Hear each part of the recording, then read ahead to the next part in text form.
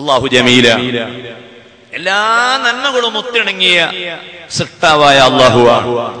അതുകൊണ്ട് തന്നെ നോമ്പ് നോറ്റ മനുഷ്യന് അല്ലാഹു കൊടുക്കുന്ന സമ്മാനം ഏതാണ്?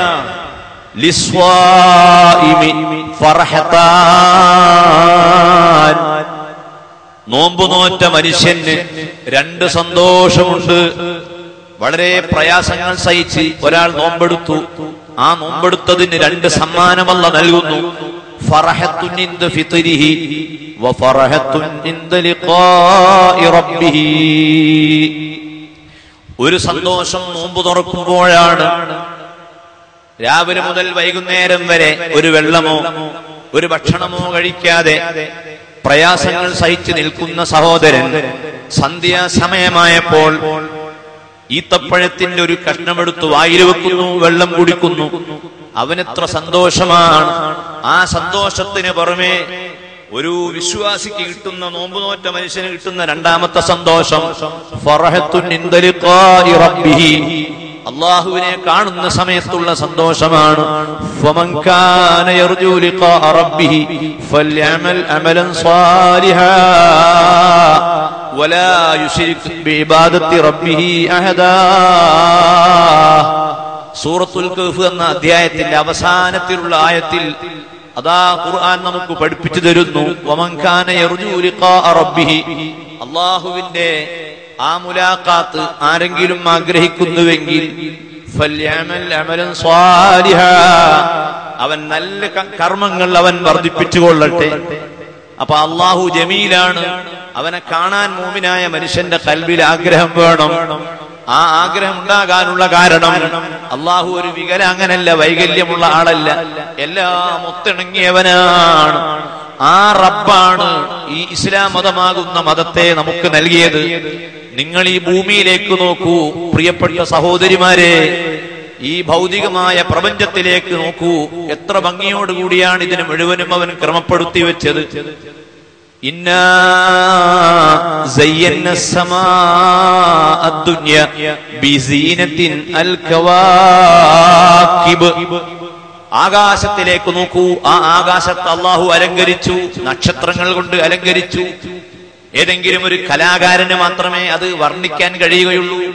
ഞാനൊരു കലാകാരനല്ലാത്തത് കൊണ്ട് എനിക്ക് വർണ്ണിക്കാൻ കൂടുതൽ കഴിയുകയില്ല.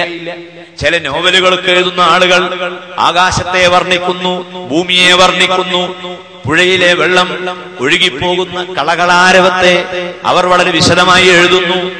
സന്ധ്യാസമയത്ത് കടലിലേക്ക് പതിച്ചുകൊണ്ടിരിക്കുന്നതായി തോന്നുന്ന സൂര്യന്റെ ആ പ്രകാശത്തിന് നേരെ നോക്കിയിട്ട് കുമാരനാശാൻ എഴുതി. അതുപോലെ പലരും എഴുതി. കമല സുറയ്യ എഴുതി, സാഹിത്യകാരികൾ എഴുതി, നോവലിസ്റ്റുകൾ എഴുതി, ആർട്ടിസ്റ്റുകൾ എഴുതി. അത് കലാപരമായ അവരുടെ ആ ഒരു വിചാരം കൊണ്ട് എഴുതാൻ കഴിയുകയാണ്. എങ്കിൽ ഈ ഭൗതിക ലോകം എത്ര ഭംഗിയുള്ളതാണ് സഹോദരന്മാരെ, സുഹൃത്തുക്കളെ. എത്ര ഭംഗിയിലാണ് അല്ലാഹു ഈ ലോകത്തെ സൃഷ്ടിച്ചിട്ടുള്ളത്. ഇതെല്ലാം സൃഷ്ടിച്ച അതേ റബ്ബിന്റെ ഒരു ഉൽപ്പന്നമാണ് നിങ്ങളും ഞാനും. മനസ്സിലാക്കണം. നമ്മളെ ഈ ശരീരത്തിൽ നമുക്ക് വലിയ അധികാരമൊന്നുമില്ല എന്ന് എല്ലാവരും മനസ്സിലാക്കണം. അല്ലാഹു ആ സാധനങ്ങളെ പടച്ച അല്ലാഹു നമ്മയും പടച്ചു. റബ്ബേ, നിന്റെ ഒരു ഉൽപ്പന്നമാണ് സാധുവായ ഞാൻ. എന്റെ ഉമ്മക്കും പാപ്പക്കും അതിന്റെ ഒരു നിമിത്തം എന്നതിൽ കവിഞ്ഞ് വേറെ യാതൊരു പങ്കാളിത്തവുമില്ല. ഒരു ഉമ്മയും പാപ്പയും കൂടി, അവരൊരു ഭാര്യയും ഭർത്താവും കൂടെ, അല്ലെങ്കിൽ ദമ്പതികൾ അവരെ ഒരു കുഞ്ഞിന് ജന്മം നൽകാൻ പോകുന്ന സമയത്ത് ഏത് രൂപത്തിലുള്ള കണ്ണാണ് നമ്മുടെ കുഞ്ഞിന് വേണ്ടത്, മൂക്കാണ് വേണ്ടത്, ചെവി ഏത് രൂപത്തിലാണ് വേണ്ടത് എന്ന് ചർച്ച ചെയ്തല്ലല്ലോ അവർ ലൈംഗിക ബന്ധം നടത്തുന്നത്. പ്രകൃതിപരമായ ഒരു ദൗത്യം അവർ നിർവഹിക്കുന്നു. കുഞ്ഞ് ഭൂമിയിൽ ജനിക്കുന്നു. ആ ജനിച്ചു വീഴുന്ന കുഞ്ഞ് മനുഷ്യൻ. വലഖദ് കറംനാ ബനി ആദമ വഹമൽനാഹും ഫിൽ ബർരി വൽ ബഹർ വറസഖ്നാഹും മിനത് ത്വയ്യിബാതി വഫളൽനാഹും അലാ കസീരിൻ മിമ്മൻ ഖലഖ്നാ തഫ്ളീലാ. സൂറത്തുൽ ഇസ്രായിൽ അല്ലാഹു പറയുന്നു, മനുഷ്യന്റെ ഭംഗിയെ പറ്റി പറയുന്നു. എത്ര ഭംഗിയാണ് മനുഷ്യൻ അല്ലാഹു നൽകിയിട്ടുള്ളത്. ആധുനിക ലോകത്ത് ശരീരശാസ്ത്രത്തെ പറ്റി ചർച്ച ചെയ്യുന്ന ആളുകൾ പറയുന്നു, മനുഷ്യന്റെ അത്ര ഭംഗിയുള്ള ഒരു വസ്തു ഈ പ്രപഞ്ചത്തിലില്ല. വേറൊരു ജീവിക്കും ഇത്ര ഭംഗിയില്ല. വേറെ ജീവികളുടെ ഭംഗികൾ ഏതെങ്കിലും ചില അവയവങ്ങളിൽ പരിമിതമാണ്. മനുഷ്യന്റേത് ആവട്ടെ, ആദ്യം കാണുന്ന മുഖത്തു തന്നെ ആ ഭംഗി അല്ലാഹു രൂപപ്പെടുത്തി വെച്ചു. മനുഷ്യന്റെ അത്ര ഭംഗിയുള്ളൊരു മുഖം മറ്റൊരു ജീവിക്കില്ല. നമ്മുടെ വീട്ടിൽ കോഴിയുണ്ട്, കാക്കയുണ്ട്, തത്തയുണ്ട്, പൂച്ചയുണ്ട്, പട്ടിയുണ്ട്. അതിന്റെ മുഖവും നമ്മുടെ മുഖവും കണ്ണാടിയിൽ ഒന്ന് നോക്കിയിട്ടൊന്ന് കമ്പയർ ചെയ്താൽ കാണാം നമ്മുടെ മുഖത്തിന് എത്രയോ ഭംഗി കൂടുതലാണ്. ആ ജീവിക്ക് യാതൊരു ഭംഗിയുമില്ല. ഇങ്ങനെ വലിയ ഭംഗി നൽകി അള്ളാഹു മനുഷ്യനെ പടച്ചു. ഈ ഭംഗി നൽകി മനുഷ്യനെ പടക്കാനുള്ള കാരണം അള്ളാഹുവാകുന്ന റബ്ബ് അവൻ സൗന്ദര്യത്തെ ഇഷ്ടപ്പെടുന്നു, അവൻ കലയെ ഇഷ്ടപ്പെടുന്നു, അവൻ ഭംഗിയെ ഇഷ്ടപ്പെടുന്നു. ഇന്നല്ലാഹ ജമീലുൻ യുഹിബ്ബുൽ ജമാൽ. അള്ളാഹു ഭംഗിയെ ഇഷ്ടപ്പെടുന്നു. നിങ്ങളിങ്ങനെ ഏതെങ്കിലും ഒരു മൂലയിൽ മതപരമായ കാര്യങ്ങളെ സംബന്ധിച്ചുള്ള അപകർഷതാ ബോധത്തോടുകൂടി ഇരിക്കേണ്ടവരല്ല. മുസ്ലിമീങ്ങൾ അപകർഷതാ ബോധത്തോടുകൂടി ഇരിക്കേണ്ടവരല്ല. അതാണ് മഹാനായ ഉമർ ബിൻ ഖത്താബ് റളിയല്ലാഹു അൻഹുവിന്റെ കാലഘട്ടം. ഉമർ റളിയല്ലാഹു അൻഹുവിന്റെ കാലത്ത് ഒരു ദിവസം മദീന പട്ടണത്തിലൂടെ ഒരു മുസ്ലിമായ മനുഷ്യൻ അയാൾ നടന്നു നീങ്ങുകയാണ്. അയാൾ നടക്കുമ്പോൾ ഉമർ ബിൻ ഖത്താബ് റളിയല്ലാഹു അൻഹു ആ മനുഷ്യനെ നോക്കിയപ്പോൾ അയാൾ നടക്കുന്നത് എങ്ങനെയാണ്? തല താഴ്ത്തി വെച്ച് അപകർഷതാ ബോധത്തോടുകൂടി. പട്ടണത്തിൽ മുഴുവനും യഹൂദികളാണ്, ജൂതന്മാരാണ്. ആ ജൂതന്മാര് ധാരാളമുള്ള ആ ക്യാമ്പസിലൂടെ, ആ സദസ്സിലൂടെ ഈ മുസ്ലിമായ മനുഷ്യൻ തലയും താഴ്ത്തി ലജ്ജിച്ചുകൊണ്ട് അപകർഷതയോടുകൂടി നടക്കുന്നത് കണ്ടപ്പോൾ ഉമർ ബിൻ ഖത്താബ് റളിയല്ലാഹു അൻഹു തന്റെ കയ്യിലുള്ള ചാട്ടവാറെടുത്ത് ആ മനുഷ്യനെ വിളിച്ചിട്ട് പറയുന്നു, എടോ, വലില്ലാഹിൽ ഇസ്സത്തു വലിറസൂലിഹി വലിൽ മുഅ്മിനീൻ.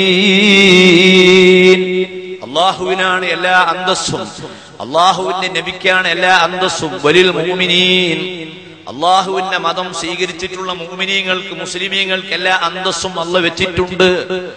ഈ ജൂതന്മാരുടെ ഇടയിൽ, അവരുടെ മധ്യേ നീ ഇങ്ങനെ തലയും താഴ്ത്തി അപകർഷതാബോധത്തോടുകൂടി നടക്കേണ്ടവനല്ല.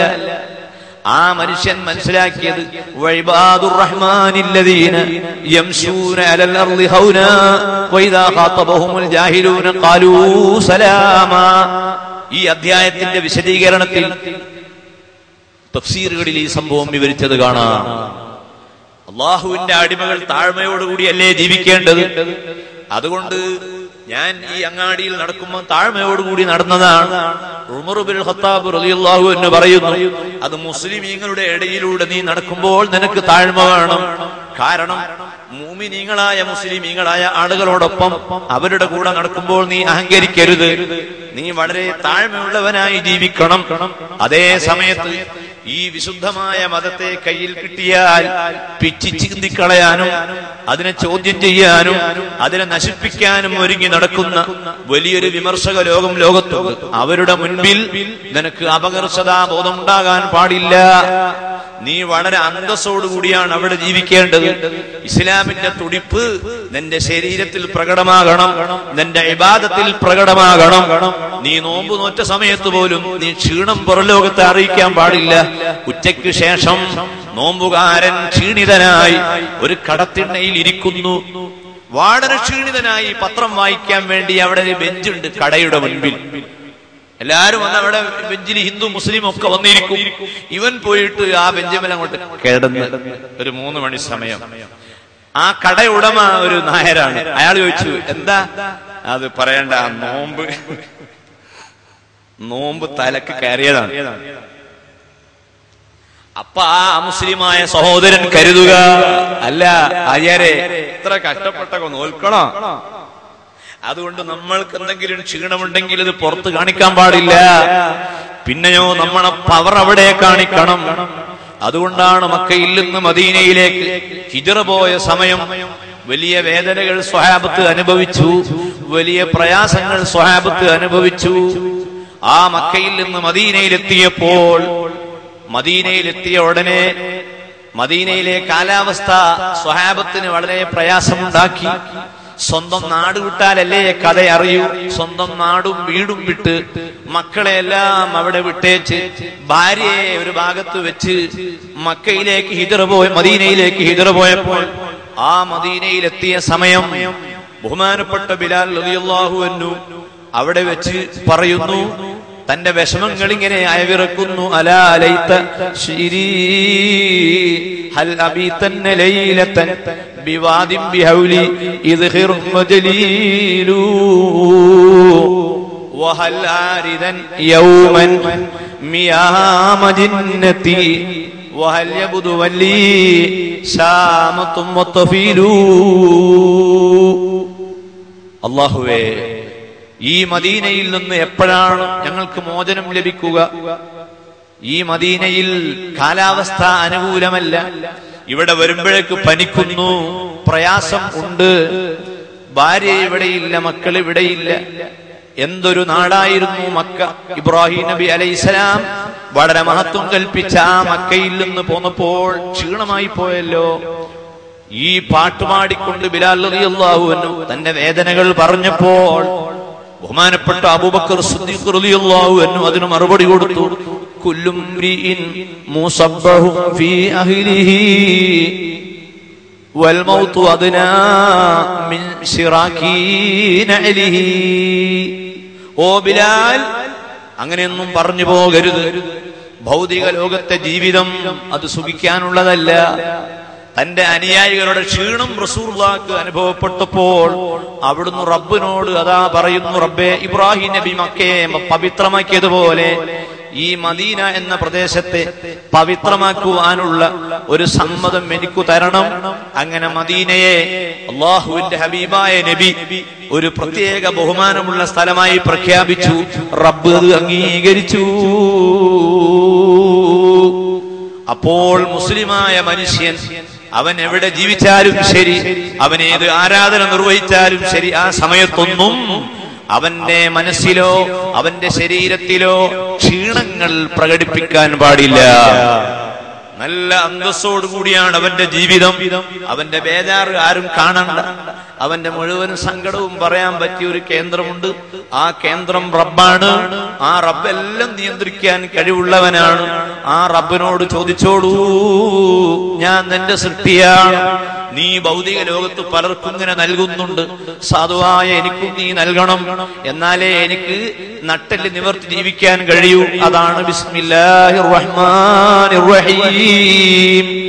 ഏറ്റവും കൂടുതൽ ഗുണം ചെയ്യുന്ന അള്ളാഹുവിന്റെ നാമത്തിൽ, അള്ളാഹുവിന്റെ പേര് പറഞ്ഞുകൊണ്ട് നിസ്കാരം തുടങ്ങാനുള്ള കാരണം ആ റബ്ബിൽ നിന്ന് ഏറെ ഗുണങ്ങൾ ഒരു വിശ്വാസി പ്രതീക്ഷിക്കുകയാണ്. അള്ളാഹുവിൽ നിന്ന് ധാരാളം പ്രതീക്ഷിക്കുകയാണ്. സഹോദരന്മാരെ, സഹോദരികളെ, അപ്പോൾ വിശുദ്ധ ഇസ്ലാമാകുന്ന ആ മതത്തെ നമുക്ക് നൽകിയിട്ടുള്ള സൃഷ്ടാവായ പടച്ചവൻ, അവന്റെ പ്രകൃതി സുന്ദരമാണ്, അവന്റെ നദികൾ സുന്ദരമാണ്, ആകാശം സുന്ദരമാണ്, ഭൂമി വളരെയേറെ മനോഹരമാണ്. തജ്രി മിൻ തഹ്തിഹൽ അൻഹാർ, നദികൾ താഴെ ഒഴുകിക്കൊണ്ടിരിക്കുന്ന തോട്ടങ്ങൾ. സ്വർഗത്തെ വർണ്ണിച്ചിടത്ത് വളരെ ഭംഗിയുള്ള ഒരു സ്വർഗത്തെ ഖുർആൻ നമ്മുടെ മുൻപിൽ സൂചിപ്പിക്കുകയാണ്. ഈ പ്രകൃതിപരമായി വളരെ ഭംഗിയുള്ള ഈ ഭൗതിക ലോകത്തെ പടച്ച അതേ റബ്ബ് നിന്നെ സൃഷ്ടിച്ചു. നിനക്കും നല്ല സൗന്ദര്യം. അതുകൊണ്ടല്ലേ, ഈ സൗന്ദര്യം ഉള്ളത് കൊണ്ടല്ലേ എത്രയോ പെൺകുട്ടികളെ നോക്കിയിട്ട് അതൊന്നും പോരാ എന്ന് തോന്നുന്നത്. അതാണ് ശരി. അതാണ് ഇന്നലെ പോയി, ശരിയായിട്ടില്ല. എന്തേ അത് ശരിയാവില്ല. ഇന്ന് പോകുന്നുണ്ട്. ഇന്ന് കോളേജ് വിടുമ്പോഴേക്ക് ആ ബസ് സ്റ്റോപ്പിൽ എത്താൻ പറഞ്ഞിട്ടുണ്ട്. അവിടേക്ക് പോവുകയാണ്. ആരാ പോകുന്നത്? എന്റെ റബ്ബേ, ഒരു ഭംഗിയും ഇല്ല എന്ന് നമുക്ക് തോന്നുന്ന ആളാണ്. പക്ഷേ അയാൾ രാവിലെ കണ്ണാടി എടുത്ത് ആ കണ്ണാടിയിൽ സ്വന്തം മുഖം ഓരോ മനുഷ്യനും രാവിലെ നോക്കുന്നുണ്ട്. ആ നോക്കുന്ന സമയം അവൻ ചിന്തിക്കുന്നു, മൂക്കിന് ഭംഗി കുറവാണെങ്കിലും കണ്ണ് കുറെയൊക്കെ സ്റ്റൈലുണ്ട് എന്റേത്.